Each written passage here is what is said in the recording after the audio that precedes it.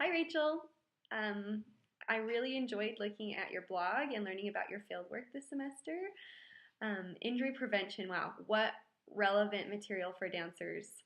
I wish I was one of those students that was volunteering to be your guinea pig because I am totally digging this project. I think that injury prevention is so important and that dealing with injuries is a part of dancer life. I don't know if I know a dancer who hasn't dealt with injuries, so this is a great project. I can see that you started by visiting the Harkness Center and observing their injury prevention protocol. Upon returning from that experience, you um, discussed how it was maybe more intense or required more background knowledge than you have, and that um, your program would be best served if you could develop your own protocol and your own program. So I think that's awesome. Uh, I also think you'll take more ownership and have a greater understanding of something that you create. And of course, you're not reinventing the wheel. You can borrow parts of the Harkness's protocol and then just make it your own. So I think that will really serve your students and yourself. So I think that's a good choice. And then you were going to use students to practice and implement your protocol on, and you've stepped away from implementation and are now just focusing on developing. And I think that's really wise. In one of your videos, I think you said something like, I can't wait to develop our protocol this week. And I thought, wow, you're gonna develop a whole protocol and program in 1 week. I thought this this is awesome. And so I think it's even more awesome that you spend more time developing the program and doing the research and making sure that you're prepared to have successful implementation by developing the program. And I'm so excited to follow your blog and see what you develop because I think I could probably use that information and use it with my dancers too. It seems like dancers always get injured right before the performance. And that's how I was as a high school student. I loved springtime, and that's when our ballet recital was, and I would hike and play with friends, and I always ran down the mountain and I always sprained my ankle, but you know what? I didn't care. I was 16, 17, 18, and I thought I was invincible and I didn't want to miss my recital, so just wrap it, tape it, and dance the recital on a sprained ankle. And now I have loose ligaments and my ankles are unstable, and so it's so important that you do get buy-in from your students about participating in an injury prevention program. So I love your first question. How does one develop good buy-in with students and make them want to participate? At first when I read that question, I was like, is she really worried about buy-in? Because you do not have to try hard to get buy-in from me. But I am a dancer with a lot of experience with injury, and young bodies may not understand the importance of that because their bodies are more resilient. They might experience pain differently because they're more youthful, and they may be really resistant to slowing down or taking care of things. And if they've never had a problem or an injury, why would they believe that they need to prevent it? If it's never happened to them, what would make them believe that something is? So in terms of developing good buy-in, one thing that I thought of was something from my undergraduate degree. We studied different types of power that you have in the classroom, like expert power. Just because you have the knowledge and the experience, students respect that, and they get buy-in from you as a teacher because you're an expert.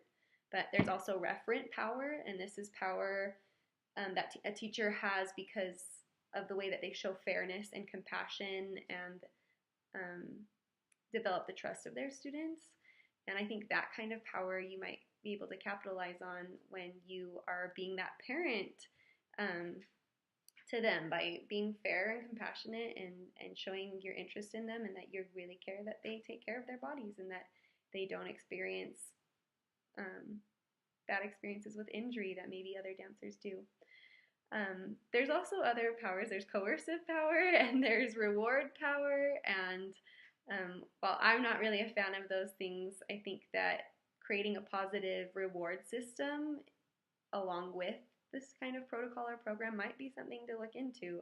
I'm 28 and I still respond really well to rewards, especially food incentives. So that might be something to consider too. Then you asked anatomy education component is crucial for success in this program. How can it be incorporated? I love to just incorporate anatomy education and language in my modern dance technique classes. When I use the anatomical terms of bones and muscles or talk about different systems in the body, when I can see students' faces are confused or they haven't heard those words before, then I use it as a teaching opportunity. And I particularly love to find ways for students to identify, to feel the processes or find the different muscles and try to identify the different parts of their body and the joints and the different types of joints and how those move. And sometimes just focusing on the anatomy as imagery for technique, I think is great anatomical education. I remember one of the most aha moments I had in college was when my professor helped us to feel our hip flexors deep in on the side of our external abdominal muscles, and we went into downward dog, and then we hollowed out our stomachs, and we put our fingers in right inside of our hip bones, and we pushed really deep. And I had never tried to feel inside myself like that before, but it really taught me a lot about my anatomy and the functionality of my hips and my hip flexors. So I think experiences like that in tandem with technique class is a great anatomy education. Then your last question I thought was a little more difficult to respond to.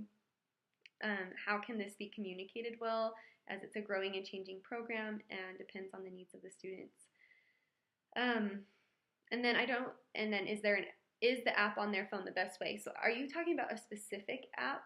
Because I was skimming through your blog and I didn't see mention of an app. So I'm wondering what the app is, but I do think that phones for adolescents and teenagers are a great way to have effective communication.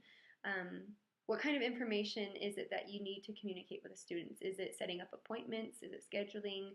Is it tips? Is it a conditioning plan?